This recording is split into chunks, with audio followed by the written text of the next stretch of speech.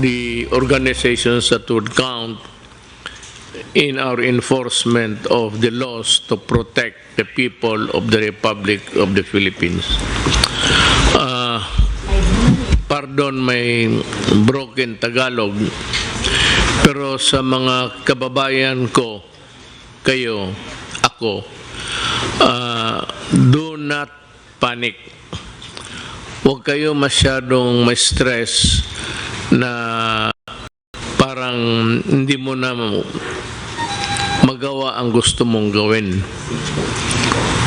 Pwede pa rin, pero may restrictions tayo. May mga kondisyon dahil nga sa crisis. The crisis is very, very clear.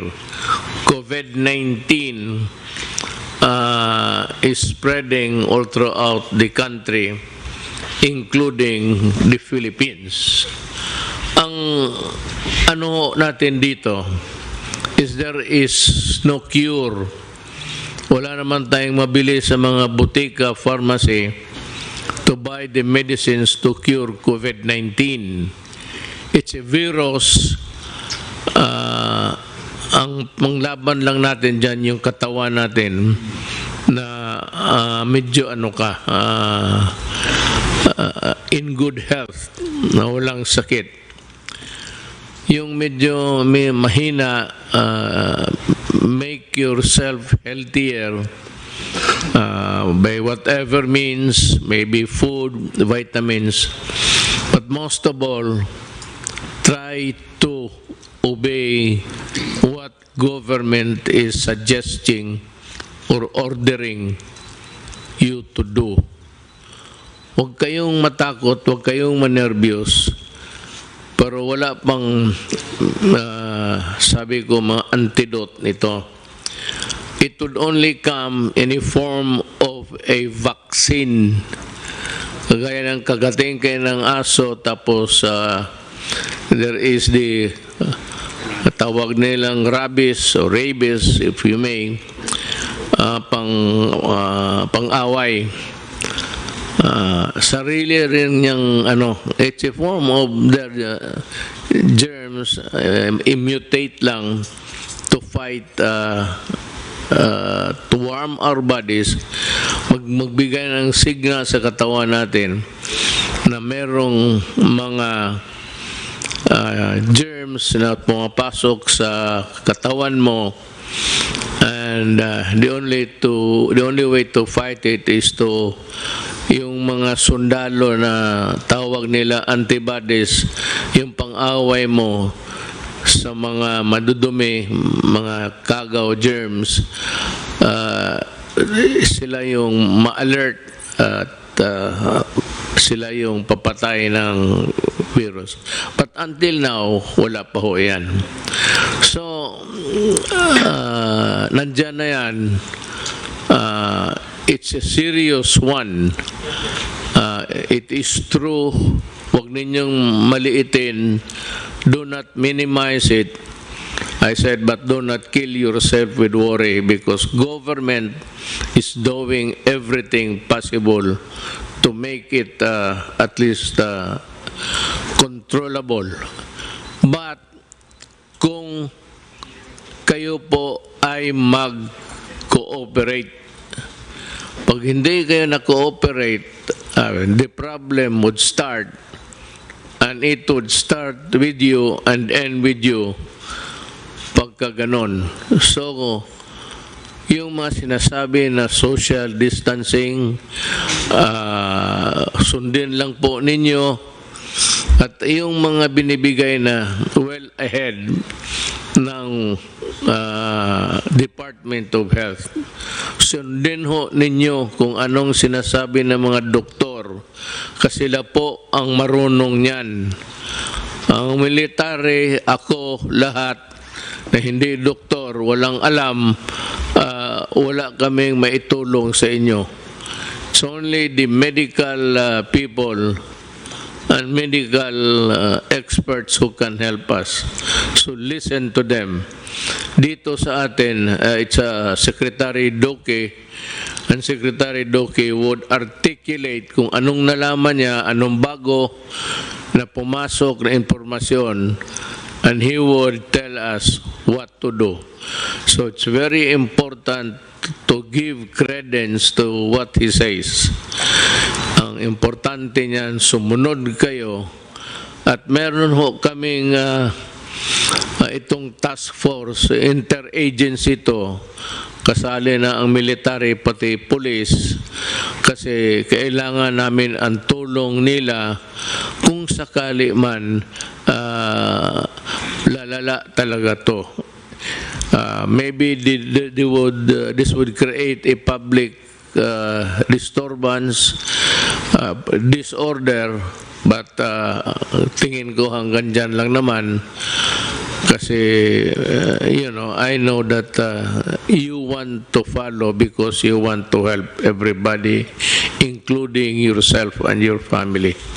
Meron ho kaming resolution ngayon, but maybe I will convert this into an executive order para masunod talaga lahat. Ang sinabi dito, ang una, ang resolution is yung a province quarantine is advised when there are at least 2 positive COVID-19 cases belonging to different municipalities, component cities, or independent component cities in the same province. Ito ng national capital ng isang probinsya. Yun ang definition kung ano yan. Ito namang LGUs which have imposed community quarantine in the respective jurisdiction upon the declaration of the state of calamity shall be allowed to access their equipped relief response. Ang ibig sabihin ho, yung ano ninyo sa probinsya ninyo which you have prepared can now be utilized to the fullest with the help of the national government. Itong isa, work in the executive department. Yung departamento ko, yung akin, kasi tatlo yan. Department, ang executive department, ako. Then, Congress is another department. Independent to yan. Hindi kailangan sumunod yan. May sarili sila kung gusto nila. And the other department actually is the judiciary. Magkaiba kami, pero tingin ko, ang mga trabahante sa lahat sa gobyerno na may alam kung anong mga bagay, public works, tourism, nandito sa departamento ko. Yung public health, nandito sa akin, so sila yung inutusan kong mag-aral. At ito nga yung mga resulta namin. So, work in the executive department shall be suspended during this period.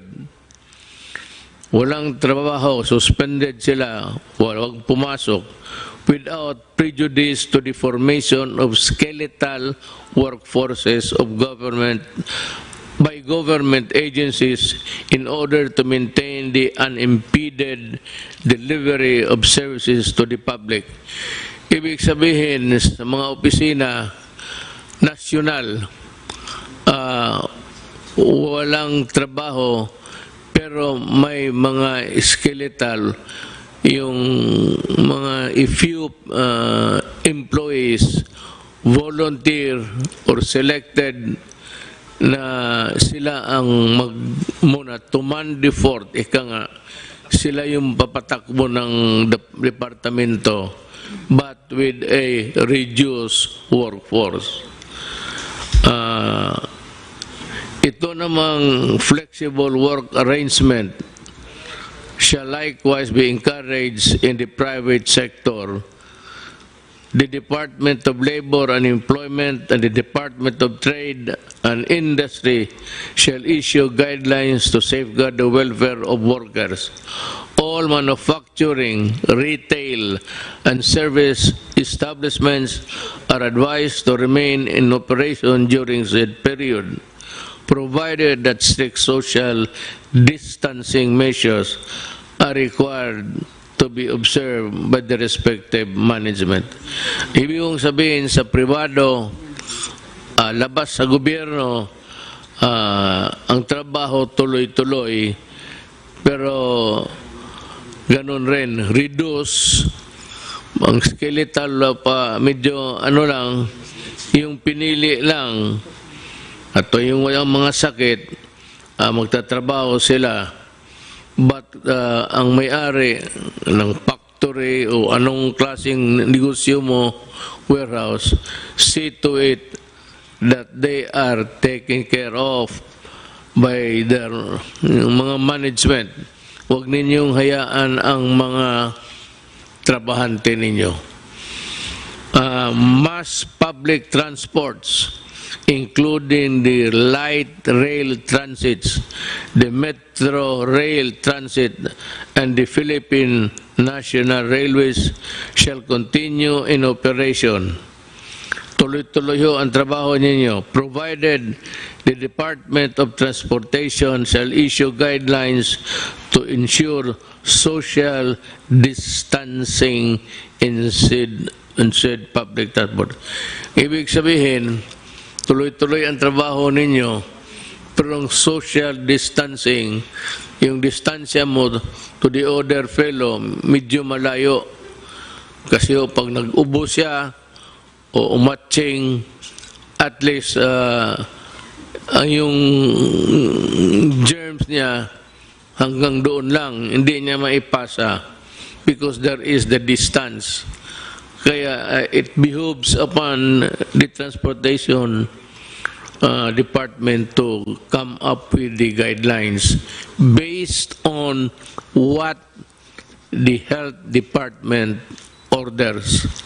Lahat dito po, ang pinaka-importante, pinakatigas, ika nga, ang Department of Health. Kung ano man ang gagawin natin, kung anong iutos nila para sa atin, susundin talaga natin. Hindi ako, kung hindi si Dr. Duque ng DOH. Land, domestic air and domestic sea travel to and from Metro Manila shall be suspended beginning 15, 2020, March 15, 2020, and to end on April 14, 2020 sa alas 12, subject to the daily review by the Interagency Task Force. So, walang lumipad, ang mga travel is limited, pero itong mga railways sa baba, okay yan. At the same time, observe again social distancing. Pero sa aeroplano po, beginning March 15, 2020, March 13 tayo ngayon? 12. Oh. March 15, midnight, from, it takes its force and effect. So, tandaan ho ninyo yan. Pero subject again to review day to day. Tingnan namin kung ano ang nangyayari. Kung if there is a slowdown in the contagion or ganun yan medyo mawala lang ng kanya. That is the history of itong mga sakit na ito. They come and go in every 2 or 3 generations. Meron talagang problema na itong binigay sa atin at wala tayong magawa. Bro, yung first page, sabi nila, kapagkasa lang ulit. Mas important. Pala siya.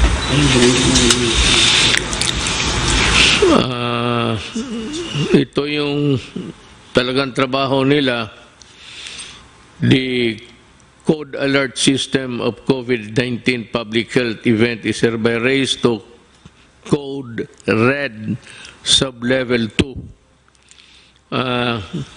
The Department of Health has to explain to the public itong wherewithals ng code red sub-level 2, I think, which is the highest sa prescribed ng WHO. Medyo nandito na tayo sa maximum. And it is really for the protection of humanity.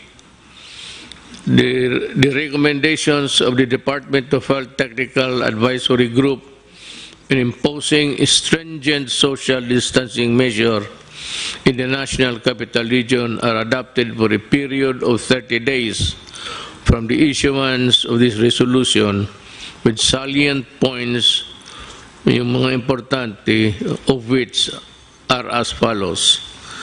Yung mga importante na nakalagay doon sa social distancing measures. The suspension of classes in all levels in Metro Manila is hereby extended until April 12, 2020. It's almost about a month.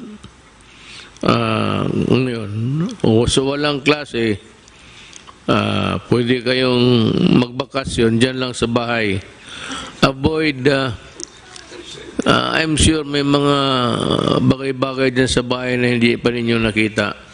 If I were a student, estudyante ma rin ako noon, I would avoid yung mga bar, ano dyan, mga nightclub, maraming tao, where people congregate, tapos nandyan malapit kayo. Mag-ubo yung isa, mapasa niya. Pag nakuha mo, nag-ubo ka, pasa mo rin doon sa kabila. So try to avoid people, crowds.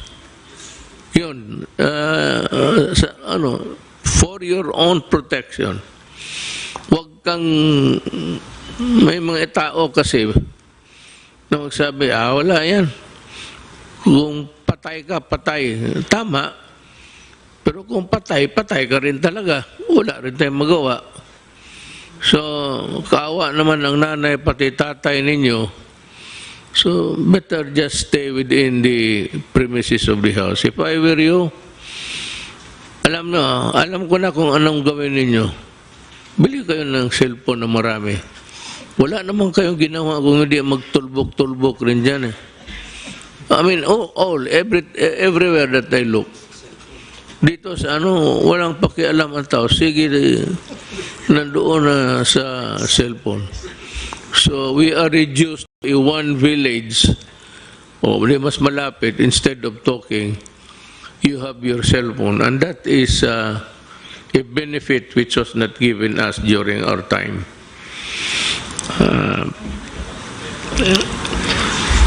Number one, the suspension of classes in all levels in Metro Manila is hereby extended until 2012-2020, provided that all students shall continue to fulfill their educational requirements during said period. Anong ibig sabihin? Kung wala kang magawa, sabi ng gobyerno, mag-aral ka. Pero ito, hindi ko inaasahan susunod din ninyo. Ang sigurado ako, yung kamay ninyo, nandyan sa cellphone yan, instead of studying. I'm sure of it. But for you guys, who really want to improve your lot, you better make use of the time to study. Because, alam mo, mga anak, kayo mga bata, kayo yung mamatay na hindi makalabas ng bahay. Then you make all sorts of excuses. But there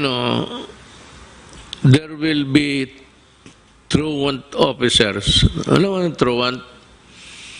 Yes, it's an American practice. Pag makita ka sa labas, pasakay sa palaboy-laboy ka lang dyan, wala kang ginagawa, sisigaw-sigaw kayo, lalapitan kayo ng pulis pati military, tatanungin kayo, then you have a problem. Pag sinabi mo na wala, nandito lang kami sa labas, and then, maybe, if you are arrogant, nadadalhin ka sa stasyon for record purposes.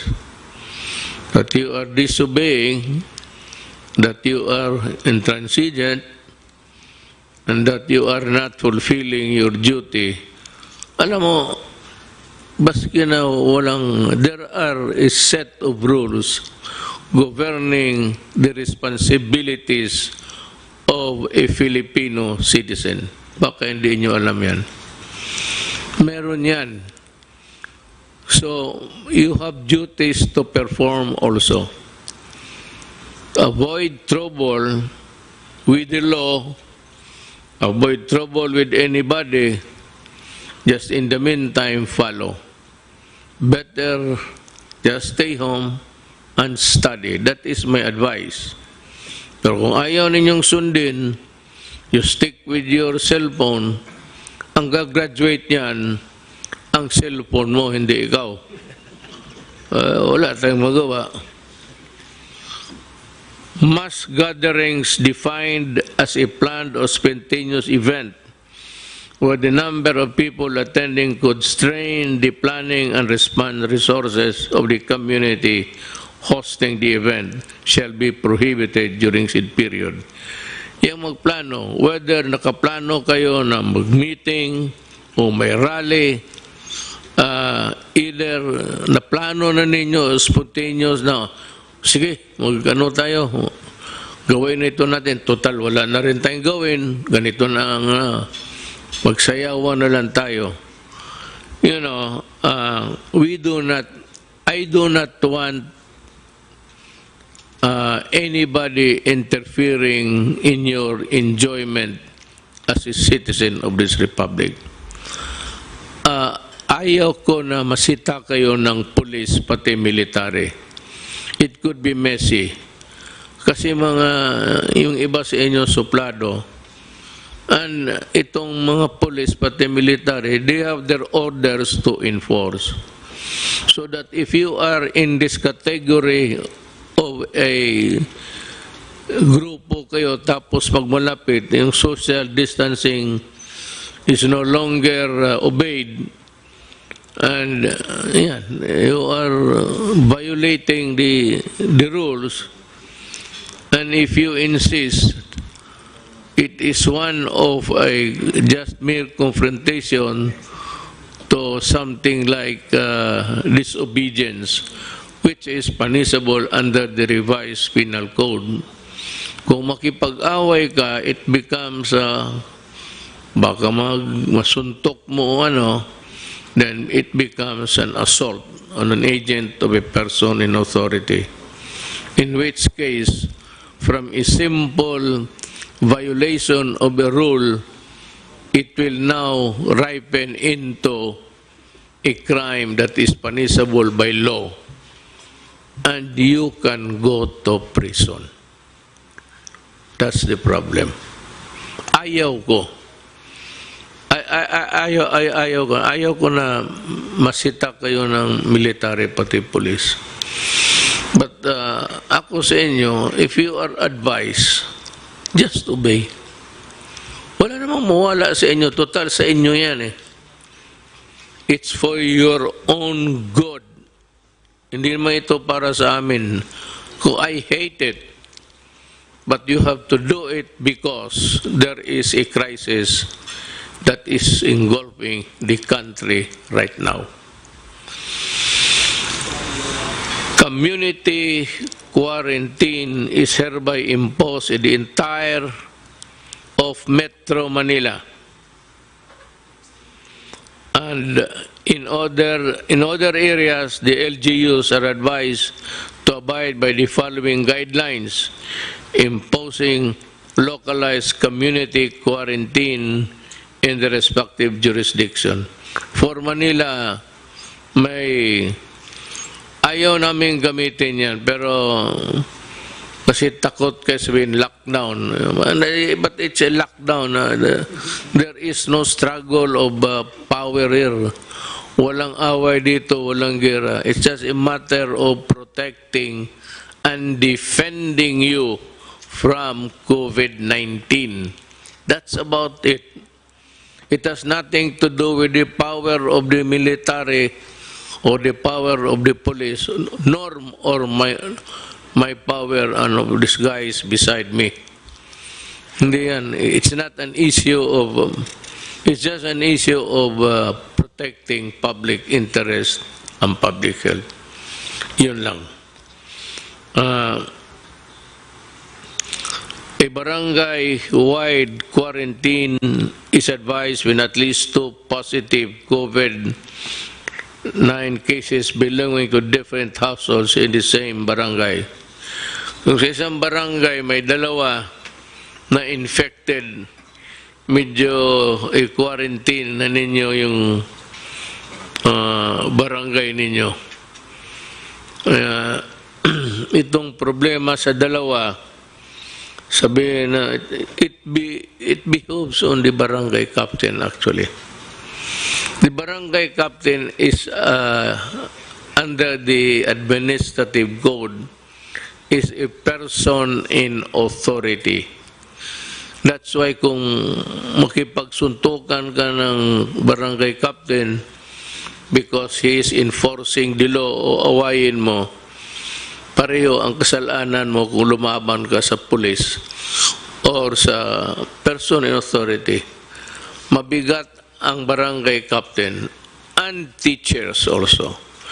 Teachers, because of the nature of their work, are persons in authority because they are made so by the law itself to give them the stature in relation to the work of trying to mold and teach the Filipino students. Kaya ang teacher rin, kung utosan ka, sunod ka, pareho sa barangay captain. Now, if the barangay captain would ask the teachers to help in the enforcement, you better obey. Because they are in the exercise of teaching the persons there of the barangay of the dangers is part of their work. Then you have the municipality, citywide quarantine is advised when at least 2 positive COVID-19 cases belonging to different barangays in the same municipality. Kung sa munisipyo kayo, tapos isang barangay dyan, may 2 na tinamaan ng COVID-19, diagnosed to have COVID-19 infection, magka-quarantine na rin kayo. And, you know, before I forget, wala tayong, I do not have enough soldiers and policemen to cover all over every inch of the country. Kulang ako. Meron ako na magamit ko ang barangay captain. Ang barangay captain is bound by what is written here, whether by way of rules implementing in the meantime or if it becomes a part of an executive order. You better implement this, because if not, then you will also go to prison for dereliction of duty or simply not enforcing a rule imposed by government. Actually, ang dito yung mga barangay captains. It falls upon your shoulders to exactly do what this regulation wants to happen. huwag kayong magkamali dito kasi pag hinabol kayo ng Department of Interior and Local Government, you can be dismissed or you can be suspended and you'll have trouble. And besides, I think the electorate will remember you for being a laggard. Third page pa, nabasa mo yan.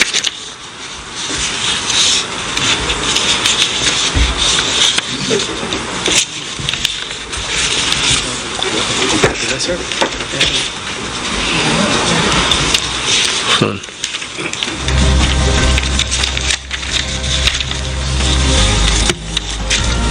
Continue after that.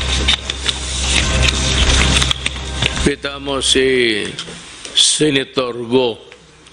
Siya lang ang working hard talaga.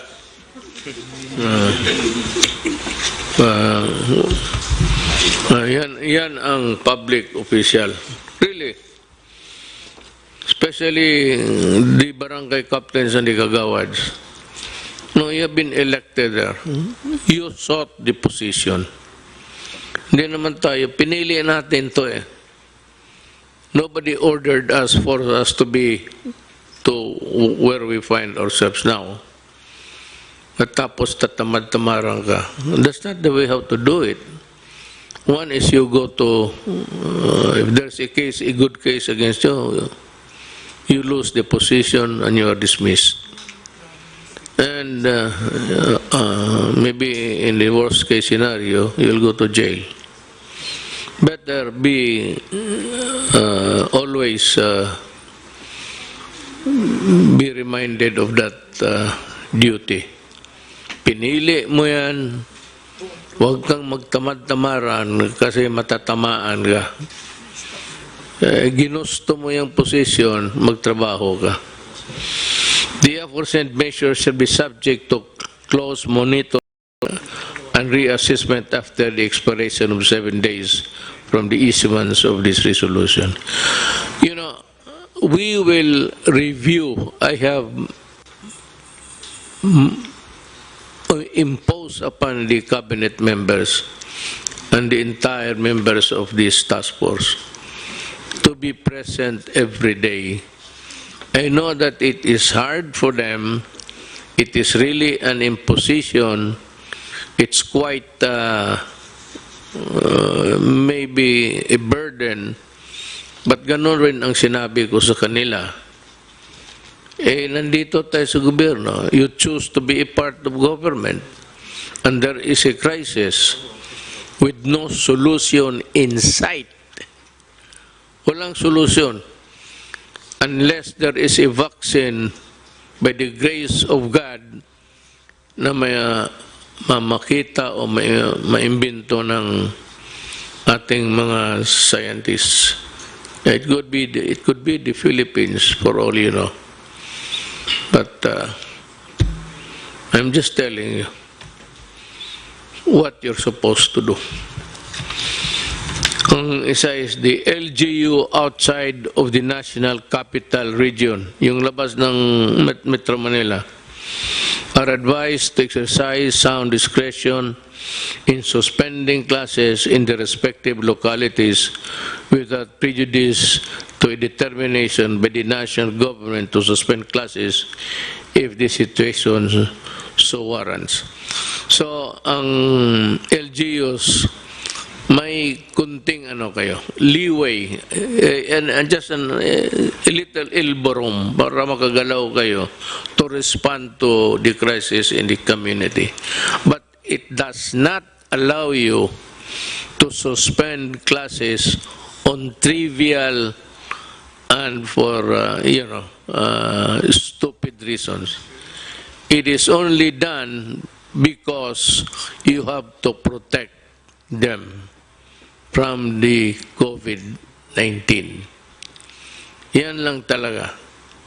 Do not do it just to please everybody. Or sa bagay, I have have full faith and confidence in our supervisors, teachers.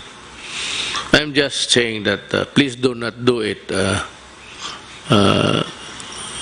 the way others would want it to happen.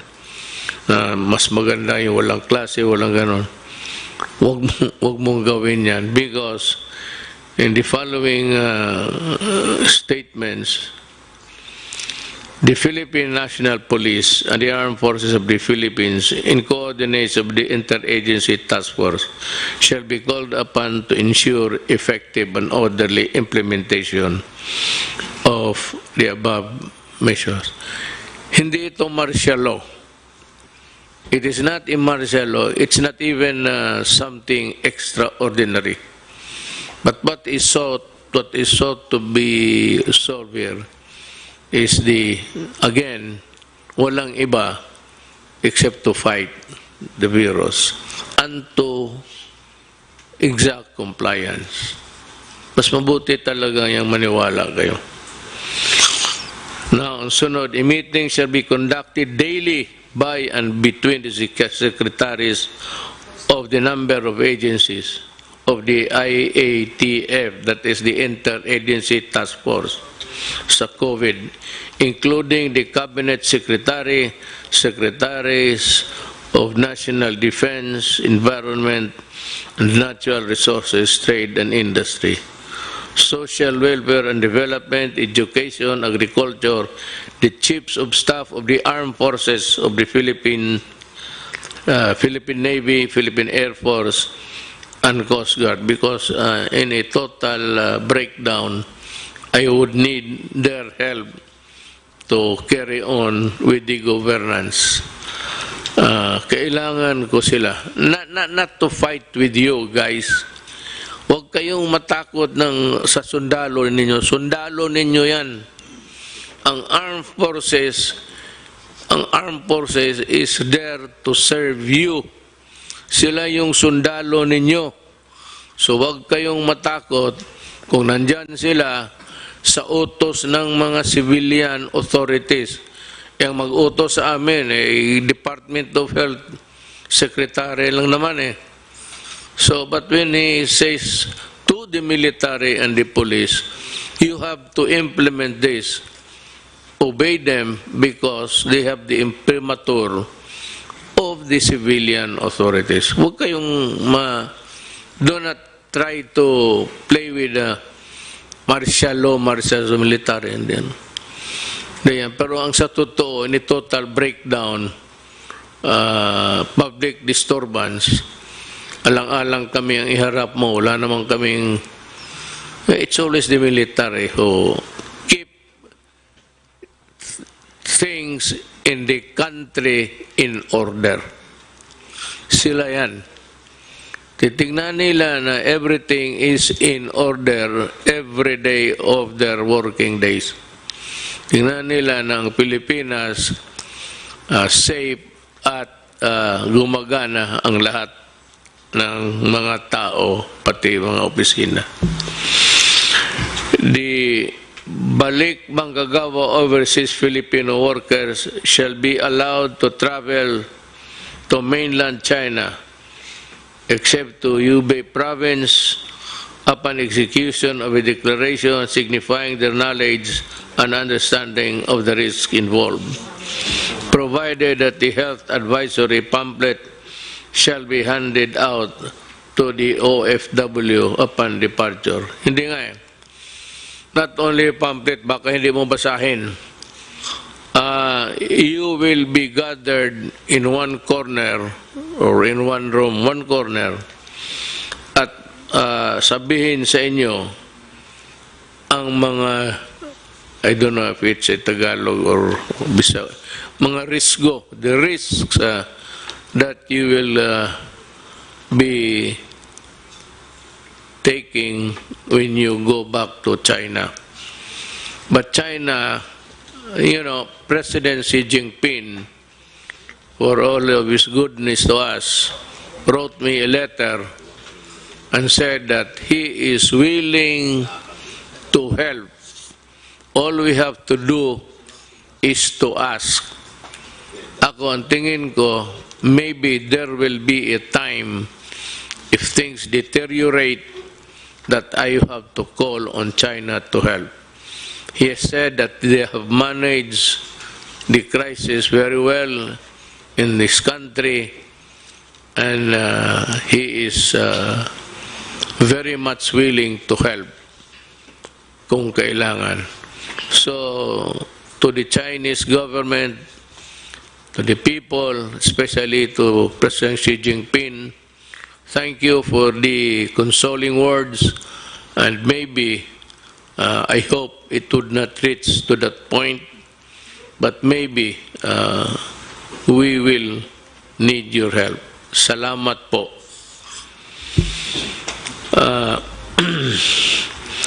The entry travel restriction shall be imposed upon those traveling from countries with localized COVID-19 transmission, except for Filipino citizens, including their foreign spouse and children, if any. Holders of permanent resident visa, remember, Filipino, walang problema. Holders of permanent resident visa and holders of diplomatic visas issued by the Philippine government. Yung travel dito ang gustong pumunta, hindi tatanggapin, lalo na kung yung bayan nila has ordered a restriction sa travel. Mismo yung bayan nila hindi pumayag na mag-travel sila tapos pupunta sila dito, hindi rin natin sila tanggapin. But, ang Pilipino, pati yung pamilya niya, because they are Filipinos and this is their country, they are very much welcome to come back. Lalo na sa panahong ito, if they want a more secure, comfortable.